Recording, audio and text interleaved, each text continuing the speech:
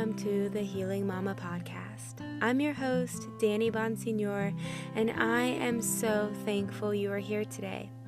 I pray that I can help encourage you to feel, to love, to heal, and to help encourage you to view all of your experiences, your conversations, and interactions all through a lens of love.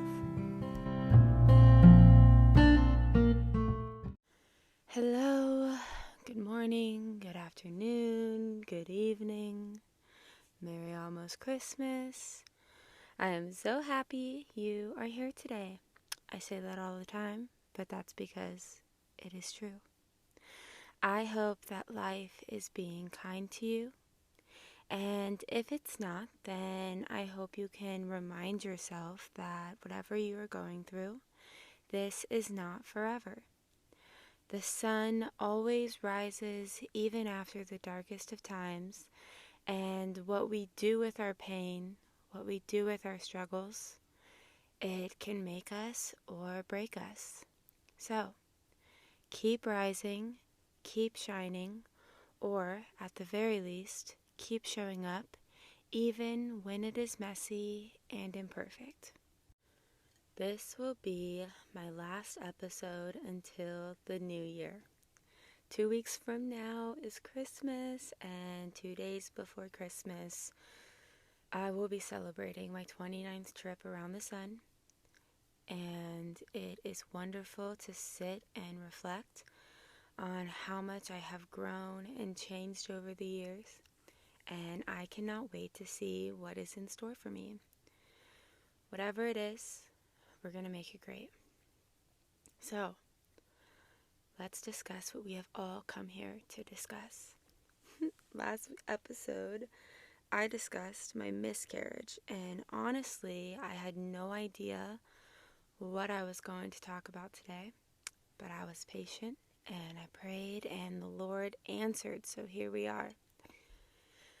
I feel like every time I've come on here the last couple episodes, I've been going through some things. It's been challenging, but such is life, and I have faith that sometime I'm going to get on here and I'm going to be like, it's been so good. However, like I said, it's what we do with our challenges. It's what we do with our struggles. And the last few weeks have been challenging for different reasons than the last time I came on here. And I want to use that to help others who can relate. While my body was actively miscarrying, I was not able to show up as the mom Lorelai is used to. And for that, I had to do things we don't normally do. And we are currently working through the effects of that. So, screen time is not something that we do. And we haven't used screens since, I can't even remember right now, shortly after she turned 1, I believe. I'm not against them, and no, I do not think you're a bad parent for using them. Most people use them. Just for my husband and I, we do not think it is worth the behavior changes that come with it. We have always done low stimulating shows when we did them, and at one point we tried only using screens once a week, and it is just not right for our family at this time. But while my body was actively miscarrying and I needed to rest, we watched Little Bear the movie. And if you have never seen that movie, the video quality is actually pretty terrible compared to today's movies. But it is such a cute movie, and we really wanted something that was not very stimulating. Times like this, screen time can be a blessing. And in the moment it was. And I'm not upset that we did it, and I don't regret it because I needed to rest. At the same time, it totally surprised me how night and day her behavior was with just watching that movie once a day on 3 different days, and not even in a row. After that, we tried reading books on the free library app, Libby. They have some I Can Read books where you follow along with the book, which it's actually really nice. So if you haven't looked into that, you totally should. But it was surprising again how much that could affect her behavior. So we choose not to use screens, and we don't feel like we need them during the day. And man, I don't know if it's because we were used to her behavior and how it was without them, that with them we could just really tell or what, but I'm open to using them in the future when she's old enough to ask and has a better hold on her emotions. But as of right now, it is a no-go for us, except for maybe those moments when you really need to rest and we're lucky to have it. Maybe this is a more regular thing for you, and giving up screens is just not something you even want to consider. So ways we can make sure we are responding to our child and not the behavior that is not their fault. I want to talk about that. A quick study will reveal that screens do affect our brains, and not in a good way. So it makes me think about how this can affect the parent-child relationship if you are reacting to your child with the idea that they have complete control over how they are acting. So with that being said, I have been pushed to my limits the last few weeks, and I want to talk about things I have found that have helped with the screaming, the crying, and prioritizing connection. I want to encourage you to parent with the bigger picture in mind and not in the moment, because it is just that, right? A moment. This moment will pass, but the relationship we are building with our child is forever. And what do you want that relationship to look like in the future?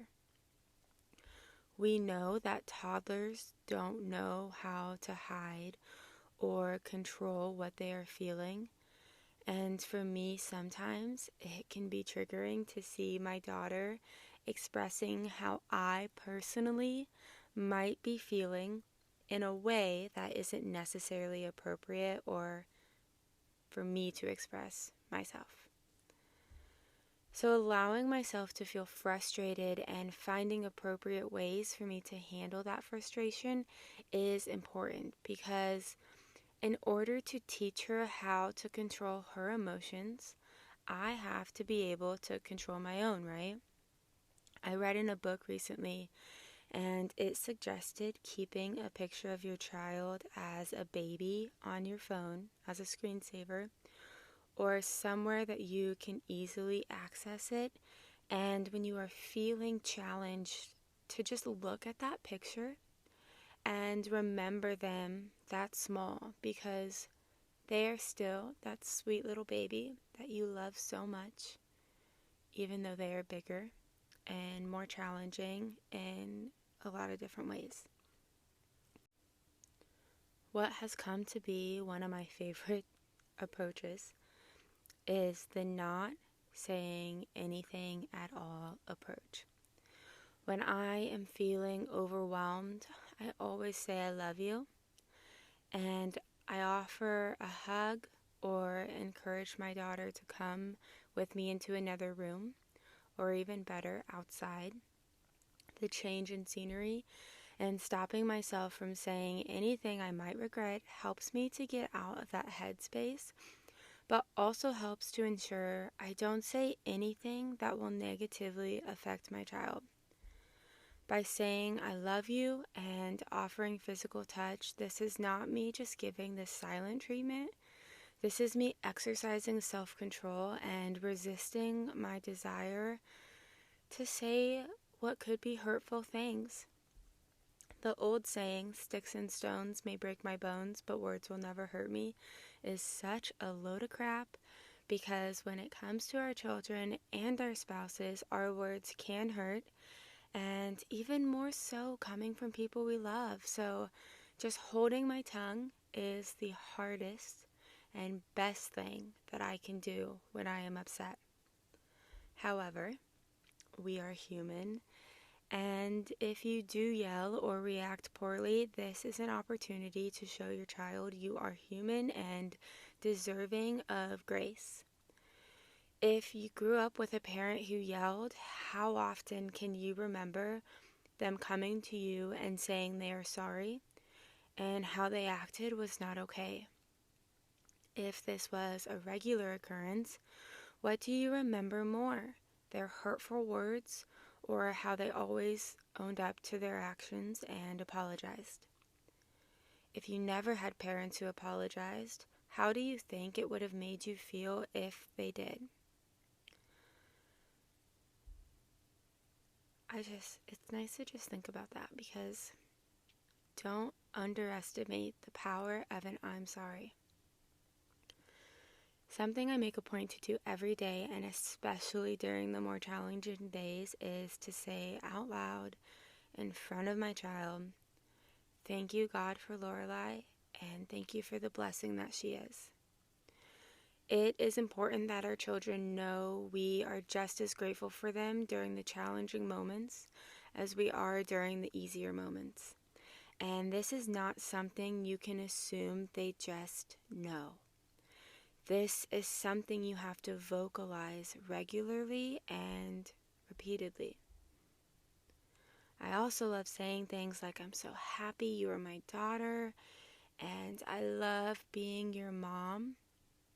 I try and say these things a minimum of twice a day. In the morning, so she starts her day being reminded of this. Before she falls asleep, so she ends her day being reminded of this.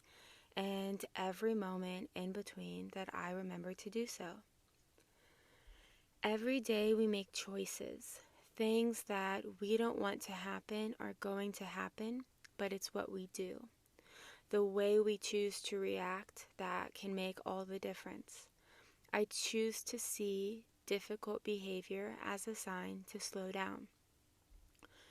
Choosing to see this as a need so that I can respond appropriately and not react poorly. Making sure that when I respond, I'm doing so with the bigger picture in mind. I want to foster a safe relationship with my daughter, and I know that this starts by making her feel safe with me, no matter the circumstance, no matter her actions, no matter her words. How you respond and how you make your child feel matters. And this is why you should always focus on connection first. Connection always comes before correction. As an adult, I am more likely to comprehend, understand, and behave better when I feel loved, safe, or both. Want to yell? Try saying I love you and ask for a hug first. You want to criticize? Try saying I love you and ask for a hug first. You feel like nagging? Try saying I love you and ask for a hug first. Something that has worked really well for us and just feels good is starting my sentences with I love you and. I love you and I can't let you put that in your mouth. I love you and I can't let you hit me. I love you and it's time for bed. Your child's body and mind will remember how you made them feel. It is so important to me that no matter what the situation is, that my child feels loved. It is important to take the time and ask yourself, how do you want your children to feel in your presence? How do you want them to feel when you are happy, when you are mad, when you are tired? For me, the answer is I want my child to feel safe and loved. Your child is more important than your to-do list. Your child is more important than any scheduled activity. Your child is more important than any mess they might make. Let's ensure that We are creating habits that help our child to know how much they mean to us and to feel loved and appreciated by us no matter the circumstance. You are the perfect parent for your child, and it is never too late to say I'm sorry, and we are going to start doing things differently. I hope in the next few weeks that you can really focus and make a priority of connecting before correcting. Connecting before correcting. The connection with our children is the most important part in my mind, and it just makes a difference when our kids feel seen, when they feel heard, when they feel loved, when they feel safe in our presence, safe to be who they really are. The world is going to judge them. Every time they leave your home, there are going to be people who judge them. So to make our homes a safe place where they know they can just be without judging, that starts now. It starts when they're little. So that is all I have today. I hope that you have a very Merry Christmas, and I hope that you focus on the reason for the season, and that is Jesus, and not on gifts. They're nice, but in the grand scheme of things, they're just material things, and they don't really matter that much. They don't bring us lasting joy. So Merry Christmas, and remember that it is the holiday season, and so our children will be consuming probably more sugar, more foods that affect their behavior and not always in the best way. So let's just remember to be kind and patient with them.